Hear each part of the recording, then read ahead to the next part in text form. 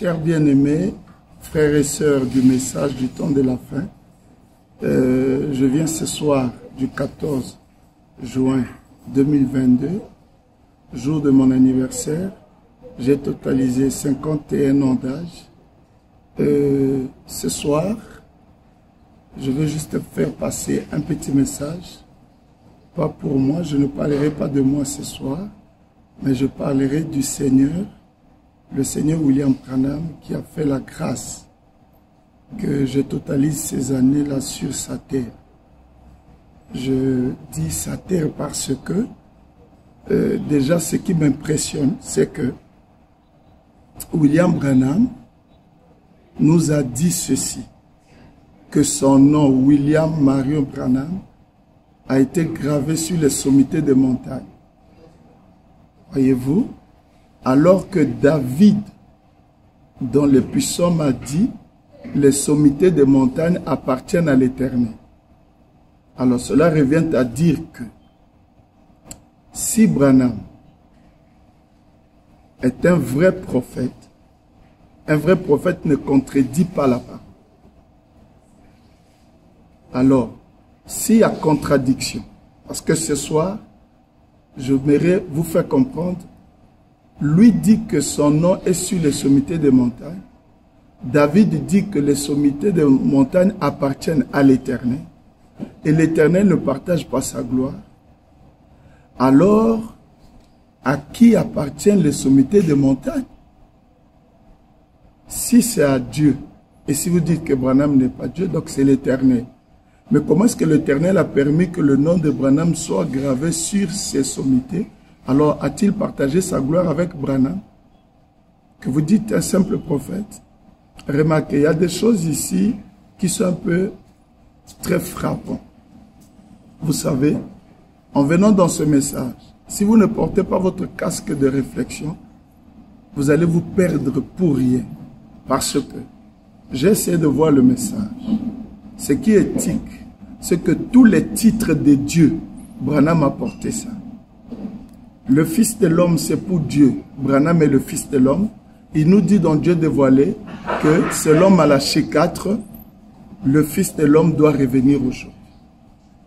Alors que dans aujourd'hui, cette écriture est accomplie, il dit que le Fils de l'homme, c'est la plénitude de la divinité. Ce n'est pas un prophète majeur, mais c'est le Dieu prophète. Alors Branham s'accapare le titre de Dieu prophète. Dieu est créateur, mais Branham dit qu'il a créé les écureuils. Ce qui revient à dire que Branham est créateur.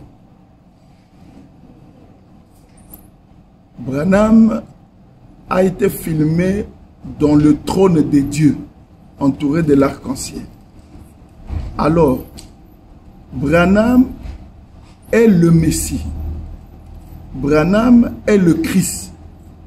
Branham a la colonne de feu, qui est la gloire de l'Éternel. Il se pose mille et une questions de savoir, alors qui est William Branham? S'il est un imitateur des œuvres de Dieu, des titres, c'est qu'il a usurpé le pouvoir de Dieu, alors Branham est un faux prophète. En étant un imitateur, parce qu'il y a déjà des portes fermées, Dieu ne partage pas sa gloire.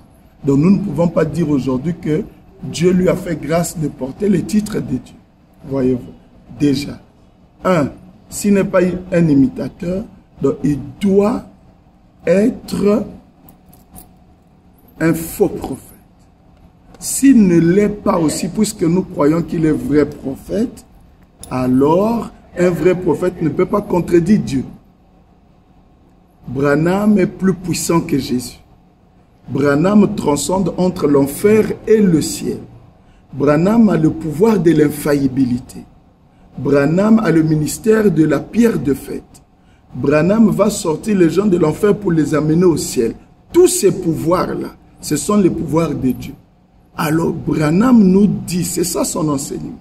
C'est ça qui m'éthique aujourd'hui et j'en ai fait un problème ce soir à l'occasion de mon anniversaire.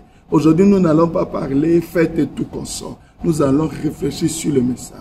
Où on est perdu, où le message est vrai. Où Branham est vrai, où il est faux. Dans ces choses où nous démontrons ici, s'il n'est pas Dieu, il est faux. Il n'occupera même pas la place d'un vrai prophète. Parce qu'aucun vrai prophète ne peut contredire Dieu. Pourquoi? Branham corrige Jésus. Jésus dit que l'enfer est éternel. Branham dit l'enfer n'est pas éternel. Vous dites que Jésus est Dieu. Même prophète qui corrige Dieu. Vous avez déjà vu ça. Voyez-vous? Donc ça, on en parlera. Mais ce soir, je vais attirer votre attention sur quelque chose. 2 points. Il y a eu un sceau romain à l'est. Et ce sceau romain-là fut une pierre naturelle que les Romains ont placée devant la tombe de Jésus. William Branham nous dit que ce sceau fut brisé le jour où Jésus ressuscita. Donc si Jésus ressuscite, parce que la pierre a été brisée. Et cette pierre-là, c'est ce qu'on appelait le sceau romain. Mais je vais vous poser la question. Est-ce que vous êtes au courant, vous croyants du message, qu'il n'a pas seulement existé le sceau romain, et qu'il y a aussi un certain sceau américain que Branham a dit qu'on devait briser. Mais si le brisement du sceau romain a ressuscité le Messie à l'est, le brisement du sceau américain nous donnera quoi? Ou nous réserver quoi? Donc je lis la citation ce soir, une seule citation, et nous allons déguster ce mets-là qu'on nous a donné. Je suis dans « Allez dire à mes disciples », prêché à Jeffersonville, Indiana, dimanche 5 avril 1953. Le paragraphe 111. Écoutez bien. Qu'est-ce que le sceau romain signifie pour lui? Pour lui qui? Pour lui Jésus. Pas plus que signifierait le sceau des États-Unis ou n'importe quoi d'autre, ou un sceau d'une certaine église. Il y a le sceau romain, il y a le sceau des États-Unis, il y a le sceau romain. Et vous savez que le sceau romain, frappez le message, c'est cette pierre-là qui fut brisée et qui a permis que Jésus ressuscite. Mais non, le sceau américain, William Branham dit, si le sceau romain n'a rien signifié pour lui qui? Ça c'est à 111. Si vous prenez le paragraphe 110, William Branham dit, ce matin-là, une étoile a brillé et les 2 soldats romains qui étaient là pour protéger la tombe, pour empêcher les disciples de Jésus de venir voler son corps, ce qui se disait, ont vu une étoile et l'étoile grossissait et l'étoile s'est transformée en nuée. Et lorsque ça vient, la nuée se transforme en un ange puissant qui vient par l'effleurement de sa main, il enlève la pierre et Jésus sort. Et remarquez, William Branham dit, c'était quoi? C'était le sceau romain. Ce sceau romain n'a rien signifié pour qui? L'ange puissant qui est la colonne de feu. Il dit, si le sceau romain n'a rien signifié pour lui, pas plus que signifierait le sceau des États-Unis, ou n'importe quoi d'autre, ou un sceau d'une certaine église. En dehors du sceau romain, le sceau des États-Unis, il y a un certain sceau qui s'ajoute. Il appelle ça le sceau d'une certaine église. Lisons d'abord, Branham dit, ou n'importe quoi d'autre. Point. Dieu doit vivre. Point. Il doit sortir. Sortir d'où? On parle de la tombe. Il ne peut pas vivre parmi les morts. Je veux que vous portiez votre casque de réflexion. Écoutez, le sceau romain, c'était à l'est. Aujourd'hui, on parle du sceau des États-Unis. Si vous lisez dans le véritable sceau de Pâques, le sceau des États-Unis, c'est un aigle. Et c'est ce qui s'est passé à la tombe de Jeffersonville. Remarquez, lorsque les 2 soldats romains réalisent effectivement que Jésus est ressuscité, ils repartent dire ça à leur chef. Et les pharisiens, les chefs des églises sont venus vers les chefs politiques pour dire, est-ce que c'est vrai? Les 2 soldats ont dit, c'est vrai, Jésus est sorti, il est ressuscité. Pour étouffer ça, il y a eu un faux procès que Branham appelle le simulacre de procès. Les religieux ont donné de l'argent à ces 2 soldats. Ils ont dit, allez déjà vite répandre la nouvelle avant que les disciples de Jésus ne commencent à prêcher la résurrection. Dites on est venu voler son corps. William Branham dit, encore aujourd'hui, selon Jean 14, 12, il y aura encore un simulacre de procès. Et quel est ce simulacre de procès? Un mensonge court après la résurrection du Messie. Aujourd'hui, vous êtes sans oublier dans le message lorsqu'on dit, qu'est-ce qui s'est passé avec l'aigle qui était sur la tombe de William Branham? Les gens disent que ça a été volé. Nous étions à Jeffersonville dans la maison de frère Sotman. Nous lui avons demandé, mais qu'est-ce qui s'est passé avec l'aigle qui était sur la tombe? Le frère Sotman dit, ça a été volé. C'est moi qui lui ai dit, ça n'a pas été volé. Allez dire à mes disciples, paragraphe 111, William Branham avait déjà prophétisé que ce sceau serait brisé. L'aigle là, c'est William Branham qui l'a enlevé. C'est un signe que William Branham n'est plus dans la tombe de Jeffersonville. Cette tombe est vide. Il ajoute ici un sceau d'une certaine église. Ce sont les chaînes qu'on a mis autour de la tombe. J'ai demandé à frère Sotman. Alors, au sujet des chaînes, qui a placé les chaînes? Il dit ce sont les catholiques. La parole de Dieu ne peut jamais faillir.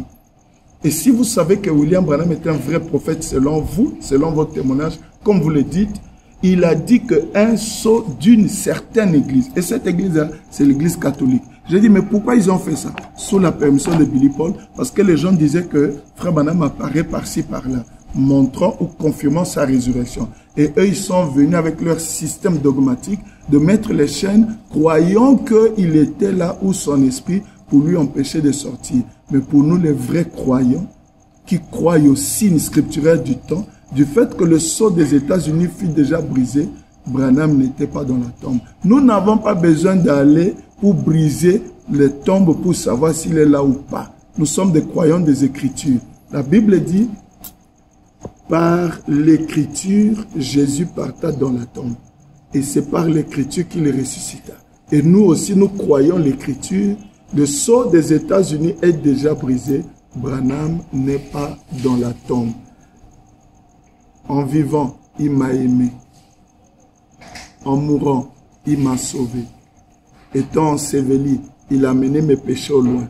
Ressuscitant, il m'a justifié. Ça, le cantique est valable et pour l'Est et pour l'Ouest. Alors toi, tu chantes ça. Pour l'Est ou pour l'Ouest. Et si tu continues à chanter pour le sceau romain, ça s'est passé. Nous, aujourd'hui, la question se pose sur le sceau des États-Unis.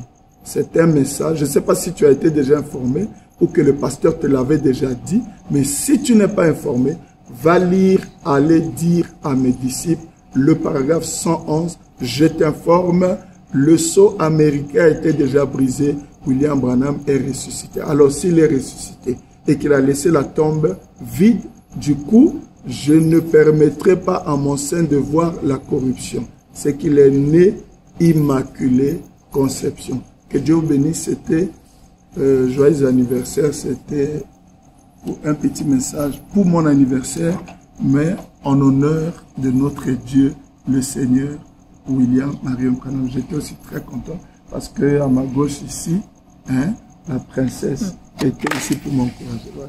Que Dieu vous bénisse.